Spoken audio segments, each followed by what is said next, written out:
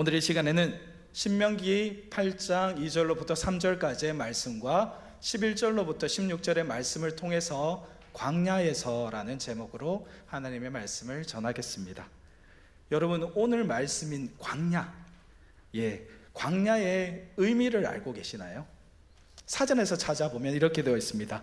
텅 비고 아득히 넓은 들. 광야는 말 그대로 텅 비어 있죠. 황량하고 비어 있는 곳입니다. 혹시 사진이 있을까요? 네, 광야.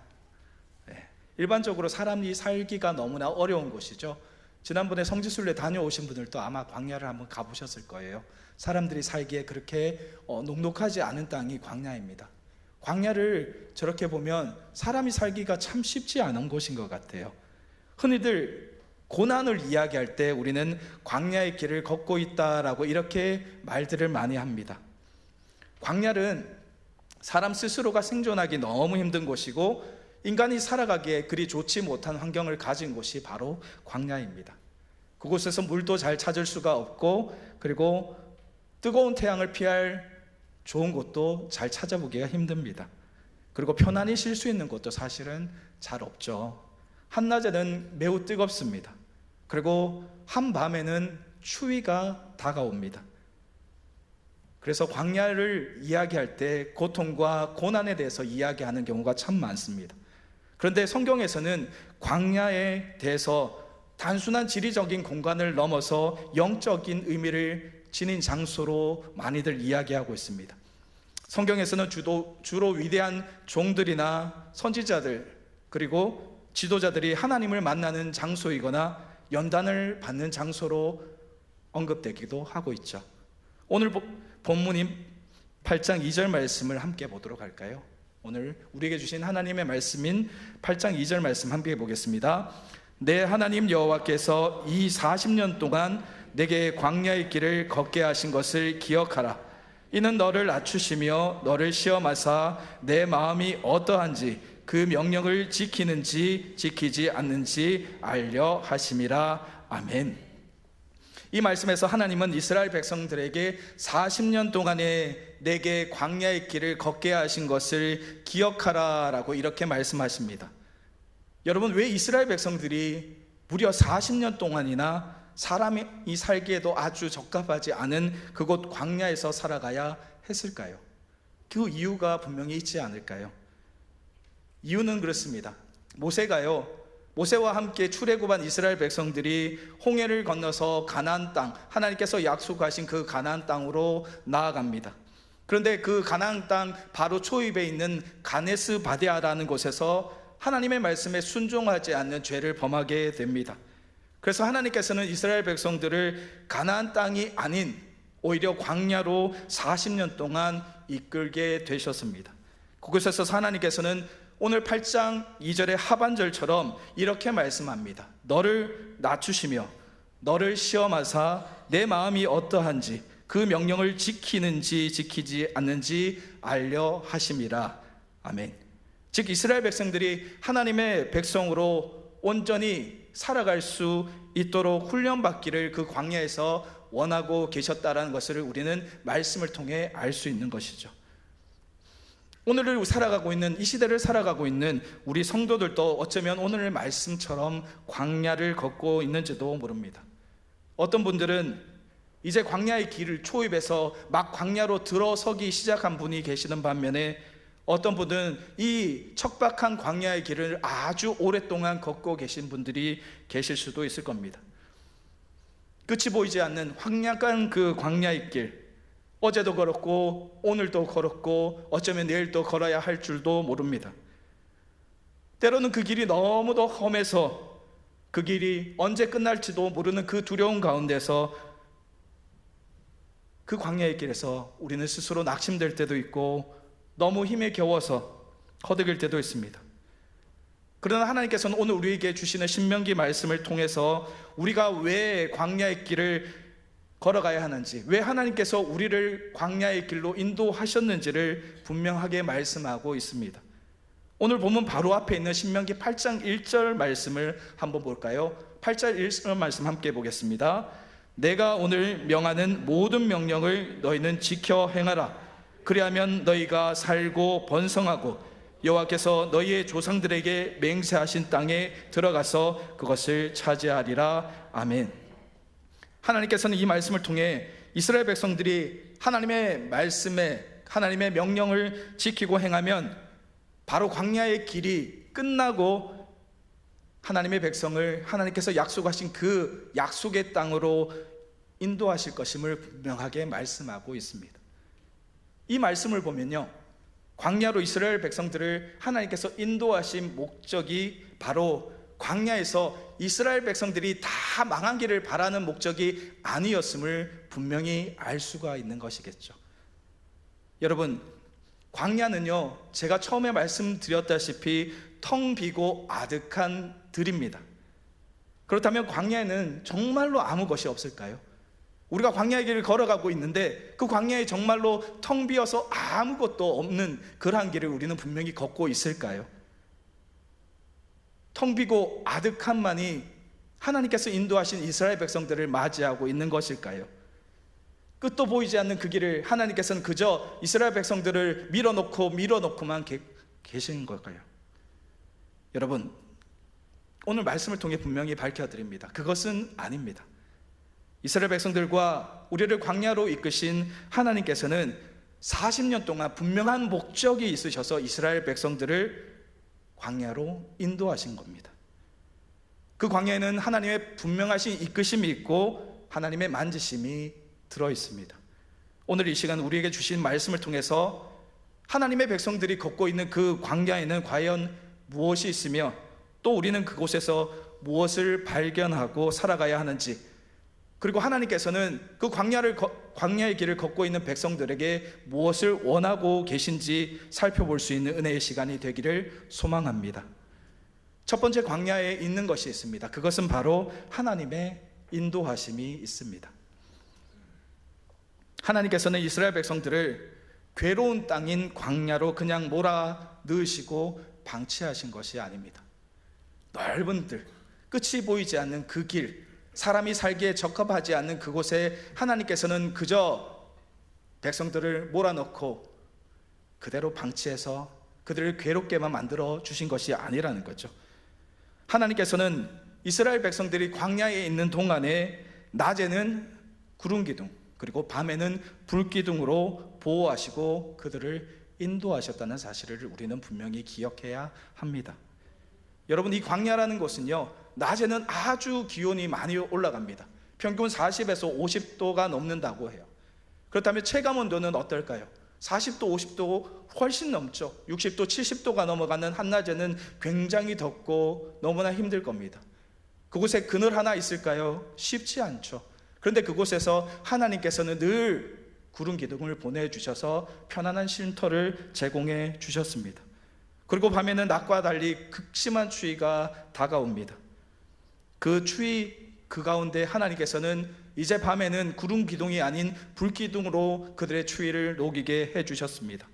낮에는 구름 기둥과 그리고 밤에는 불 기둥으로 이스라엘 백성들을 떠나지 않으시고 끝까지 보호하신 하나님을 우리는 볼 수가 있습니다. 그리고 그 두 기둥은 또 다른 용도가 하나가 있는데요, 그것은 바로 길잡이라는 거예요. 이스라엘 백성들은 광야에 발을 들여놓는 순간부터 어느 곳으로 가야 할지를 전혀 알지 못했습니다. 지금처럼 목적지를 입력하면 안내해주는 내비게이션이 전혀 없었겠죠. 가나안으로 가야 된다는 건 알고 있었습니다. 하나님께서 약속하신 땅이 있다는 사실도 분명히 알고 있었습니다. 하지만 어느 방향으로 나아가야 할지를 알지 못했습니다. 언제 나아가야 할지, 어느 곳에서 멈추어야 할지 전혀 알지 못하는 상황이었지만 하나님께서는 불기둥과 구름 기둥으로 보내주셔서 어디로 가야 할지, 어느 곳에 멈춰 서야 할지를 분명하게 알려주셨습니다. 출애굽기 13장 21절로부터 22절의 말씀을 보면 이렇게 되어 있습니다. 함께 한 목소리로 읽도록 하겠습니다. 여호와께서 그들 앞에서 가시며 낮에는 구름 기둥으로 그들의 길을 인도하시고 밤에는 불 기둥을 그들에게 비추사 낮이나 밤이나 진행하게 하시니 낮에는 구름 기둥, 밤에는 불 기둥이 백성 앞에서 떠나지 아니하시니라. 아멘. 여러분, 하나님께서는요, 그 살기 힘든 광야에 이스라엘 백성들을 홀로 놔두시고 내버려 두신 것이 아니라 그들 한시도 떠나지 않으셨다는 사실, 늘 함께 하셨다는 사실을 우리는 분명히 기억해야 됩니다. 여러분, 넓고 넓은 그곳에서 어디로 가야 할지 모르는 이스라엘 백성들을 도우시고 옆에 계시며 보여주시며 그리고 그들을 인도하신 것 분명한 하나님이셨습니다.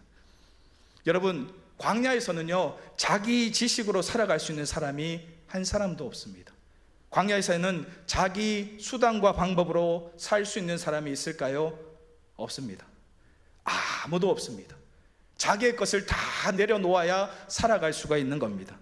그 광야에서 하나님은 다른 무엇보다 오직 하나님만 의지하게 만드셨습니다. 그래서 우리는요, 광야에 들었으면 우리부터 낮아져야 합니다. 그래서 우리는 내 것을 포기하고 내려놓아야 합니다. 우리가 마지막까지 끝까지 붙들고 의지하던 것, 하나님께서는 광야에서 그것까지 포기하게 만드신다는 겁니다. 낮아질 대로 낮아져서 우리가 마지막으로 붙들려고 하던 이것까지, 살려고 하던 그것조차 하나님께서는 다 내려놓게 하신다는 사실을 우리는 먼저 기억했으면 좋겠습니다. 그리고 오직 하나님만 의지하도록, 오직 하나님만 바라볼 수 있도록 하나님은 우리를 그렇게 단련시키시고 만드시는 것입니다. 오늘을 사는 우리 성도들이 각자 자신의 광야를 걷고 있을 때 하나님은 멀리서 우리를 외면하고 못 본 채 하고 계신 것이 아니라 한시도 우리의 곁을 떠나지 않으시고 우리와 함께 계시며 우리를 인도하고 계시는 줄 믿으시기를 소망합니다. 어디로 가야 할지 모르는 우리에게 하나님께서는 길이 되어 주십니다. 더위와 추위와 그리고 두려움에 떨고 있는 성도들에게 하나님은 따뜻한 품으로 품어주시고 보호하시는 분이십니다. 여러분, 이것을 믿고 의지하며 하나님을 외쳐 부를 수 있는, 광야에서 다른 것이 아니라 다른 것을 의지하고 붙잡으려 노력하지 마시고 오직 하나님만 바라보며 믿으며 의지하며 나아가는 여러분 될 수 있기를 주님의 이름으로 축복합니다. 두 번째, 광야에는요, 하나님의 먹이심이 있으셨습니다. 광야에 먹을 것이 있을까요? 식물이 자라기에 좋은 공간일까요? 없겠죠. 조금 전에 사진을 보셨지만 황량하기 그지없잖아요. 광야에는 비가 잘 내리지 않습니다. 땅 또한 거칠기 그지없습니다. 식물이 잘 자랄 수 있는 조건이 아니죠. 그런 땅에 곡식이 있을까요? 없겠죠. 제대로 먹을 것조차, 마실 물조차 없습니다. 그런 광야에서 하나님은 이스라엘 백성들을 그냥 굶게 하셨을까요? 아니죠. 먹을 것을 주셨습니다. 뭘까요? 만나와 메추라기를 주셨죠. 이스라엘 백성들이 애굽에서 가지고 나온 그러한 먹을거리가 다 떨어질 즈음에 하나님을 원망합니다. 굶주림에 하나님을 원망하죠. 먹을 것이 없습니다. 하나님께서 우리를 죽이려고 이곳에 인도하셨나 봅니다. 하나님 왜 이러십니까? 이렇게 외칠 때 하나님께서는 만나와 메추라기를 주셔서 이스라엘의 배고픔을 없애주셨습니다. 그런데 그 음식 단순히 며칠만 주셨을까요? 아니죠. 광야가 끝나는 그 시점까지 하나님은 매일매일 만나를 공급해 주셨습니다. 이스라엘 백성들은 그 광야 가운데서도, 그 험난한 지형 가운데서도 하루도 굶지 않았던 겁니다. 하나님께서는 이처럼 광야에 있는 이스라엘 백성들을 굶게 하시는 분이 아닙니다. 여러분, 우리가 인생을 살다 보면 때로는 실패할 때도 있습니다. 때로는 무너져 내릴 때도 있습니다. 아무것도 없을 때도 있습니다. 그러나 그때 하나님은요, 자신의 백성을 외면하시는 분이 아니라는 사실을 기억하십니다. 이런 양식을 구하는 자에게 하나님께서는 그 양식을 베풀어 주십니다. 광야에서 살아갈 도구가 필요한 사람들에게 하나님께서는 음식을 제공해 주셨습니다. 여러분, 하나님께서는 간절히 구하는 자에게 구하는 것을 채워주시는 분임을 꼭 기억하시는 여러분 될 수 있기를 축복합니다. 여러분, 그렇다면 우리는 뭘 해야 될까요? 기도해야겠죠. 구하셔야겠죠. 입을 닫고 있는 것이 아니라 구하셔야 됩니다. 여러분, 늘 기도함으로 하나님께 구하는 믿음을 갖는, 그래서 하나님의 응답을 받는 저와 여러분 될 수 있기를 축복합니다. 그리고 세 번째, 광야에는요 또 있는 것이 있습니다. 뭐가 있을까요? 바로 하나님의 말씀이 광야에서 있었습니다. 여러분, 하나님께서 십계명을 주신 산이 어디에 있을까요? 어디에 있을까요? 광야에 있었습니다. 광야 중간에 십계명을 받은 그 시내산이 있었습니다. 그렇죠. 하나님은 다른 곳이 아닌 바로 그 광야에서 언약의 말씀을 주셨습니다. 광야에서 생활하는 동안 걷고 또 걷는 일만 이스라엘 백성들에게 시킨 것이 아니라 하나님께서는 하나님의 백성이 되는 법을 알려주셨다는 거죠.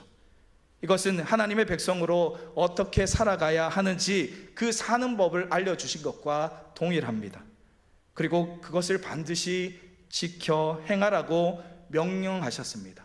또한 말씀대로 살아가면 반드시 복을 주시겠다는 약속 또한 주셨다는 사실을 우리는 분명히 기억해야 됩니다. 광야의 길을 가는 동안, 그리고 광야가 끝나고 하나님의 백성들이 살아가는 동안 지켜야 할 일들을 명하고 가르쳐 주신 것이죠. 여러분, 오늘 본문 8장 3절 말씀을 함께 볼까요? 우리 함께 한 목소리로 보도록 하겠습니다. 너를 낮추시며 너를 줄이게 하시며 또 너도 알지 못하며 내 조상들도 알지 못하던 만나를 내게 먹이신 것은 사람이 떡으로만 사는 것이 아니요 여호와의 집에서 나오는 모든 말씀으로 사는 줄을 내가 알게 하려 하심이니라. 아멘. 하나님께서는 하나님의 백성들이 바로 말씀으로 사는 신앙을 갖게 하려고 이 광야의 훈련을 가지게 하셨다라고 분명하게 말씀하시고 계시는 겁니다. 여러분, 떡과 밥으로 사는 인생은 육신으로 사는 인생이죠. 떡과 밥의 힘으로 사는 것처럼 성도들은 하나님의 말씀을 먹고 말씀의 힘으로 살아가야, 믿음의 삶을 살아가야 한다고 하나님께서는 우리에게 분명하게 말씀합니다. 여러분, 우리가 광야에서 무슨 일을 당할 때 내가 믿음을 가지고 있느냐 아니면 그 믿음을 가지지 못하느냐 하는 것은, 여러분, 말씀을 붙잡고 믿음으로 살아가느냐 아니면 말씀을 붙잡지 않고 나에게 닥쳐온 상황만을 보고 살아가느냐, 그 상황에 흔들려 내 마음이 자꾸만 세상으로 기울어져 가느냐의 차이라는 것을 우리는 분명히 알아야 됩니다. 여러분, 내 마음이요, 하나님만 바라보고 가지 않고 말씀만 보고 나아가지 않고 내 상황만 보면요, 어떻게 되냐요? 염려가 생깁니다. 걱정이 생깁니다. 두려움이 생깁니다. 절망감이 생깁니다. 그렇지 않을까요? 동의하십니까? 네. 믿음으로 산다는 것은요, 즉 하나님의 말씀을 붙잡고 살아간다는 겁니다. 제가 오늘 오전에 우리 소망교구 우리 성도님들께 믿음에 관한 이야기라는 말씀을 나누었어요. 여러분, 믿는 게 뭔 줄 아세요? 믿음이 뭔 줄 아세요? 믿는 거예요. 믿지 못하면 믿음이 없습니다. 제가 이런 질문을 드렸죠. 여러분, 하나님의 말씀을 믿으십니까? 아멘. 아멘 안 하시는 분들도 있죠. 왜 아멘 안 하실까요? 믿는지 안 믿는지 모르시기 때문이에요. 그러면 믿음이 몇 프로 정도 있다고 생각하세요? 50%? 60%? 70%? 90%? 네, 죄송하지만 100%가 아닌 99%의 믿음은 0%의 믿음과 동일합니다. 하나님의 말씀을 믿으세요? 라는 질문에 아멘 하지 못하면 죄송하지만 수십 년 동안 신앙생활 해오신 것 허사이십니다. 저는 그렇게 믿습니다. 믿지 못하면요, 믿음이 없는 거예요.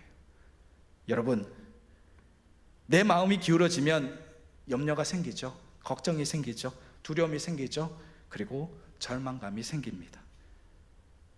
현실이 어렵다 할지라도, 문제가 있다 할지라도 하나님의 자녀, 하나님의 백성들은 상황을 보는 것이 아니라 하나님의 말씀을 먼저 봅니다.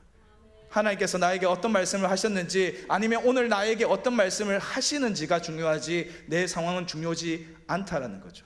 하나님께서는 그 상황을 넘어 역사하시는 것을 우리가 너무나 잘 알고 있기 때문입니다. 여러분, 말씀을 붙잡고 말씀의 힘을 가지고 소망을 갖는 것이고, 말씀 때문에 용기를 갖는 것이 바로 믿음입니다. 하나님께서는 광야에서 하나님의 백성들에게 말씀을 주셨습니다. 그리고 말씀대로 살기를 당부하셨습니다. 사랑하는 여러분, 하나님의 말씀을 믿으시고 말씀을 의지하시고 나에게 있는 상황에 지배되지 않으시고 말씀에 붙잡힌 바 되셔서 살아갈 수 있기를 주님의 이름으로 축복합니다. 여러분, 마지막으로요, 광야에 있는 것이 또 하나 있습니다. 그것은 바로 광야에는 끝이 있다라는 것입니다. 여러분, 광야에 있는 것, 바로 끝나는 지점이 있다라는 거죠. 시작하는 지점이 있었다면 끝나는 지점이 분명히 있다라는 겁니다. 광야는 아주 넓은 곳이 많습니다. 분명한 것은 그 광야에는 또한 넓지만은 끝이 있다라는 것이죠. 세계에서 가장 큰 사막 어딘 줄 아십니까? 사라 사막. 맞아요. 사라 사막. 그런데 나일강에서부터 시작해서 대서양까지 이어지는 사라 사막이 아주 큰 사막인데요. 혹시 넓이가 얼마 정도 되는지 아세요? 제가 이 말씀 준비하면서 찾아봤거든요. 56,000km 정도 된다고 합니다. 길이로만. 넓이는 훨씬 더 넓겠죠. 넓이로는 그 미국 아시죠? 우리나라의 50배가 넘는 미국 거의 유사한 크기라고 해요. 서울까지 거리가 울산에서 350km 정도 된다고 합니다. 근데 56,000km면 도대체 얼마나 될까요? 어마어마하게 넓겠죠. 만약에 그 큰 어마어마한 사막에서 길을 잃어버린다, 죽을 수밖에 없을 겁니다. 사람 혼자서 아무 도구 없이 물을 아무리 많이 갖고 횡단한다 해도 사하라 사막은 횡단할 수 없다고 하죠. 그러나 그 큰 사하라 사막도 시작되는 곳이 있지만 분명히 끝나는 곳이 있다라는 겁니다. 이스라엘 백성들이 걸었던 광야도 마찬가지입니다. 40년 동안 걸었습니다. 끝나는 시작부터 끝까지 간 것은 아니었어요. 그 사막을 왔다 갔다, 광야를 왔다 갔다 하면서 아주 오랜 시간 동안 광야에 머물렀지만, 하지만 그 광야도 분명히 끝이 있었습니다. 그 광야의 끝은 하나님께서 주리라고 약속하신 가나안 땅이었습니다. 여러분, 우리가 주목해야 하는 것은 하나님께서도 우리에게 끝없는 광야의 길만 허락하신 것이 아니라 끝나는 곳도 약속해 주셨다는 사실을 우리는 분명히 기억해야 합니다. 이 세상의 광야의 길을 경주하는 우리들의 마지막 여정은 어쩌면 하나님께서 우리에게 허락하신 하나님 나라가 될 수도 있습니다.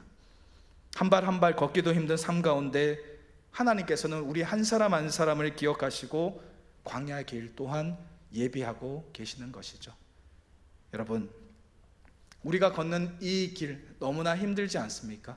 때로는 너무나 지치지 않습니까? 때로는 너무나 암담하고 언제 끝날지도 모르지만 하나님께서는 우리를 주목해 계시고 우리를 놓지 않으시고 끝까지 붙들어 주시고 결국 우리에게 약속한 그곳을 허락해 주실 줄로 믿습니다. 이스라엘 백성들은 홍해를 건너서 2주일이나 아니면 한참을 조금 돌아간다고 쳐도 약 2달이면 충분히 도착할 수 있는 가나안 땅에 들어가지 못하고 광야의 길을 무려 40년 동안이나 그곳에서 보냈습니다. 그리고 드디어 광야의 길 끝에 서게 됩니다. 가나안 땅이 보이는 곳에 이스라엘 백성들이 이제 서 있습니다. 오늘 두 번째 읽은 말씀 신명기 8장 11절로 16절의 말씀을 보면 그곳에서는 하나님께서는 이제 너희에게 복을 줄 것이다 라고 이렇게 말씀을 하고 있는데요, 이제 눈앞에 보이는 요단강만 끝나면 바로 꿈에 그리던 그들의 조상들까지 가고 싶어 했던 하나님께서 약속하신 젖과 꿀이 흐르는 바로 그 땅, 바로 약속의 땅이 있습니다. 오늘 본문 말씀대로 그곳에 들어가면 배불리 먹고 아름다운 집을 지으며 그리고 은과 금이 증식되고 소유가 풍부하게 채워질 것입니다. 그 약속이 바로 눈앞의 현실로 기다리고 있죠. 얼마나 환희에 찬 순간일까요? 얼마나 기대하고 고대하던 순간일까요? 광야를 벗어나서 이제는 하나님께서 우리에게 허락해 주신 그 땅이 눈앞에 서 있다는 사실을 한번 바라보시기 바랍니다. 그러나 하나님께서는 새로운 세계, 형통함과 풍요로움을 말씀하시면서 또한 이렇게 말씀합니다. 동시에 그 땅에 들어갈 때 시험에 빠지지 않도록 조심하라고 경고의 말씀도 함께 하시는데요, 여러분, 일반적으로 사람들은 실패와 고통과 시험만을 우리가 광야라고 생각하는 경우가 있습니다. 즉 어려움과 아픔, 실패, 힘듦 이꼴 시험이라는 공식이 우리한테 항상 있죠. 그렇지 않습니까? 여러분, 사업에 성공하면 그것을 뭐라고 생각했어요?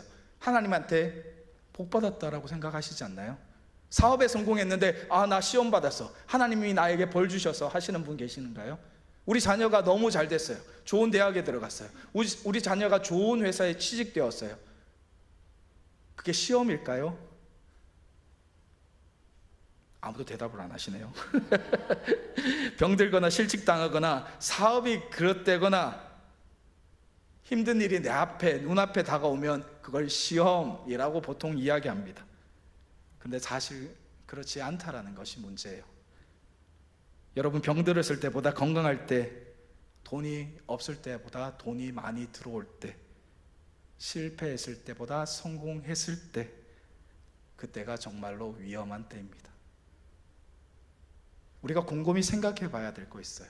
저희 주위에 지금 이 자리에 계시지 않는 많은 분들, 그리고 예전에 신앙생활을 했는데 신앙생활을 하지 않는 분들을 한번 기억해 보세요. 그분들이 힘들었을 때 과연 교회를 벗어나시던가요? 기도의 자리에 계시지 않던가요? 아니죠. 힘들고 어려웠을 때는 누구보다 먼저 교회에 충성하시고 예배에 열심이셨습니다. 기도의 끈을 놓지 않으시고 붙잡으셨던 분들이 굉장히 많습니다. 그런데 부유해지는 이 상황, 수십 년 전보다 너무나 힘들지 않은 이 상황에 그분들은 다 어디에 계실까요? 돈을 많이 버셨어요. 좋은 집에 사십니다. 좋은 차를 타십니다. 자녀들도 너무나 잘 되어 좋습니다. 근데 그분들이 기도의 자리에 계시던가요? 신앙생활을 열심히 하시던가요? 교회에 충성하시던가요? 아니죠. 해외여행 다니시느라 바쁘시죠.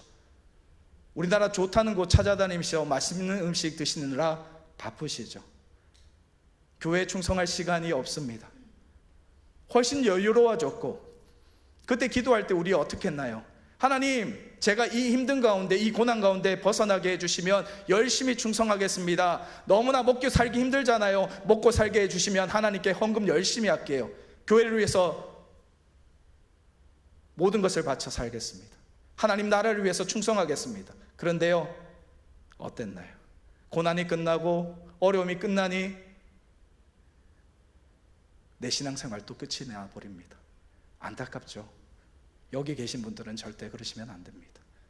하나님께서 복을 베풀어 주시는데요, 어쩌면 고난도 우리에게 복이 될 수 있다는 사실을 우리는 분명히 기억해야 됩니다. 여러분, 신명기 8장을요 이렇게 이야기하죠. 축복의 의미를 담고 있는 많은 내용들이 담겨져 있는 그러한 장이라고 이야기합니다. 하나님의 백성들에게 어떻게 복을 주시느냐 하는 원리가 이 신명기 8장 안에 들어있는데, 이 신명기 8장에서 우리에게 가르쳐주는 축복의 핵심 진리가 뭐냐고 하면, 하나님께서는 구원받은 백성에게 복을 주시는데 바로 가난의 축복을 허락해 주시는데, 그냥 주시는 것이 아니라 변화시킨 다음에 주신다고 하는 것이 바로 이 신명기 8장의 축복의 원리의 핵심입니다. 사랑하는 여러분, 그러므로 우리가 살아가고 있는 이 땅, 바로 내가 걷고 있는 그 광야에서 우리는 실수하지 않은 하나님을 분명하게 만나셔야 합니다. 나의 광야에서 우리는 복 주시겠다고 약속하신 하나님을 분명하게 만나셔야 됩니다.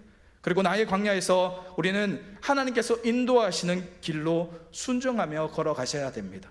그리고 나의 광야에서 우리는 하나님께서 주시는 시험을 회피하거나 두려워하는 것이 아니라 바로 그 시험을 당당히 맞서 나가며 하나님의 말씀으로, 비로소 그때 하나님의 말씀을 붙잡고 나갈 때 하나님께서는 우리에게 힘과 능력을 베풀어 주셔서 능히 승리할 수 있게 해 주실 줄로 믿습니다. 여러분, 광야는요 고난 맞습니다. 어렵습니다. 힘듭니다. 하지만 엄밀히 말씀드리면 광야는 고난의 땅이 아니라 하나님을 만나기 가장 좋은 땅이 바로 광야인 줄 믿습니다. 광야는요 하나님께서 나를 훈련하시는 곳이고, 나의 것을 내려놓고 나의 손을 들어 하나님의 만지심을 경험하기 가장 좋은 곳임을 믿으시길 축복합니다. 여러분, 광야에서 하나님을 만나 동행하신다면 여러분, 그것이 광야가 아니고요 하나님의 땅이 될 줄로 믿습니다. 우리는 광야라고 부르지만 하나님은 하나님이 있는 그곳이 바로 광야가 아니고 하나님의 땅이 될 줄로 믿습니다. 텅 비고 아득히 넓은 들 앞에서 우리는 우리를 인도하시는 하나님, 만나와 메추라기로 우리를 먹이시는 하나님, 말씀으로 우리를 새롭게 하시는 하나님, 끝에는 반드시 복을 주시겠다고 약속하신 하나님을 신뢰하며 의지하며 나아가기를 원합니다. 사랑하는 전화교회 성도 여러분, 저와 여러분들은 하나님의 백성이시죠. 하나님께서 우리를 인도하시는 광야의 길은 혹은 고난이 있고 아픔이 있을 수도 있습니다. 하지만 그 뒤에는 하나님의 사랑이 있고 복 주시겠다고 말씀하신 약속의 길이 있는 것을 분명히 기억하시며 오늘 그 길로 하나님과 걸어가셔서 하나님의 놀라우신 역사하심을 내 삶 속에서 경험할 수 있기를 주님의 이름으로 축복합니다.